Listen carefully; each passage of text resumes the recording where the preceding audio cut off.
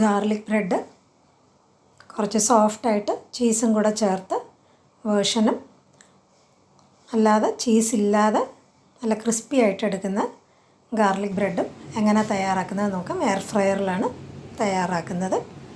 അതിനായിട്ട് ആദ്യം ഒരു ഗാർലിക് സോസ് തയ്യാറാക്കാം. 1 ടേബിൾ സ്പൂൺ വെണ്ണയിൽ 2 ടേബിൾ സ്പൂൺ ഒലീവ് ഓയിൽ ചൂടാക്കി അതിൽ അരിഞ്ഞ വെളുത്തുള്ളി നന്നായിട്ട് മൂപ്പിച്ച് രണ്ടും കൂടെ യോജിപ്പിക്കുക. അല്ല പച്ച വെളുത്തുള്ളി ചേർത്താൽ മതിയെന്നുണ്ടെങ്കിൽ ഒലീവ് ഓയിൽ ഡയറക്റ്റായിട്ട് തന്നെ ചേർത്ത് പച്ച വെളുത്തുള്ളി അരിഞ്ഞത് ചേർത്ത് നന്നായിട്ട് യോജിപ്പിച്ച് മാറ്റി വയ്ക്കുക. ഇതിനായിട്ട് പാവ് ബ്രെഡാണ് എടുത്തിരിക്കുന്നത്. കുറച്ച് സോഫ്റ്റായിട്ട് കിട്ടാനായിട്ടാണ് ഇതെടുത്തത്.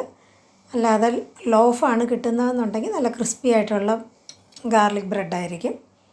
ഇത് പകുതി മുറിച്ച് മാറ്റിയിട്ട് താഴത്തെ ആ ഭാഗത്തിൽ നമ്മൾ തയ്യാറാക്കി വെച്ചിരുന്ന ബട്ടറും ഒലീവ് ഓയിലും മൂപ്പിച്ച വെളുത്തുള്ളിയും കൂടെയുള്ള ആ പേസ്റ്റ് നന്നായിട്ട് തേച്ച് പിടിപ്പിക്കുക.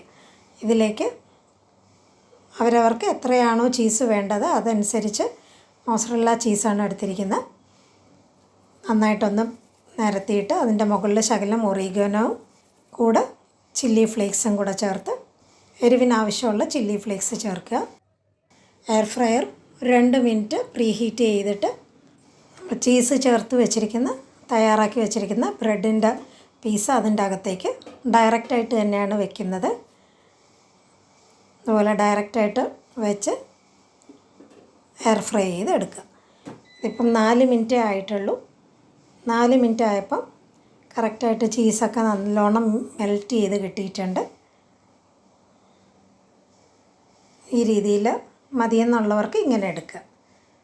ഇനി കുറച്ചും കൂടെ മുരിപ്പിച്ച് വേണമെന്നുണ്ടെങ്കിൽ ആദ്യം നമ്മൾ ബട്ടർ തേച്ചിട്ട് ഒരു 2-3 മിനിറ്റ് എയർ ഫ്രൈ ചെയ്തതിന് ശേഷം ചീസ് നന്നായിട്ട് നിരത്തി ഒന്നും കൂടെ എയർ ഫ്രൈ ചെയ്ത് എടുക്കുക. അപ്പം ബ്രെഡും നല്ല ക്രിസ്പി ആയിട്ട് കിട്ടും, ചീസും മെൽറ്റ് ചെയ്ത് കിട്ടുകയും ചെയ്യും. ഇതിപ്പോൾ ശകലം സോഫ്റ്റായിട്ടുള്ള ബ്രെഡാണ് എടുത്തിരിക്കുന്നത്. അപ്പം ഡയറക്റ്റായിട്ട് ചീസ് ചേർത്തിട്ടാണ് എയർ ഫ്രൈ ചെയ്ത് എടുത്തത്. നല്ല സോഫ്റ്റായിട്ട് പെർഫെക്റ്റായിട്ട് കിട്ടിയിട്ടുണ്ട്.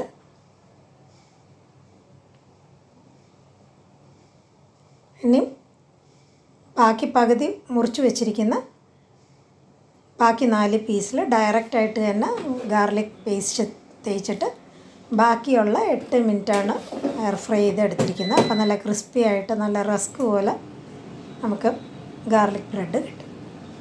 കുറച്ച് സോഫ്റ്റായിട്ട് മതിയെന്നുണ്ടെങ്കിൽ ടൈം കുറച്ച് എയർ ഫ്രൈ ചെയ്ത് എടുക്കുക.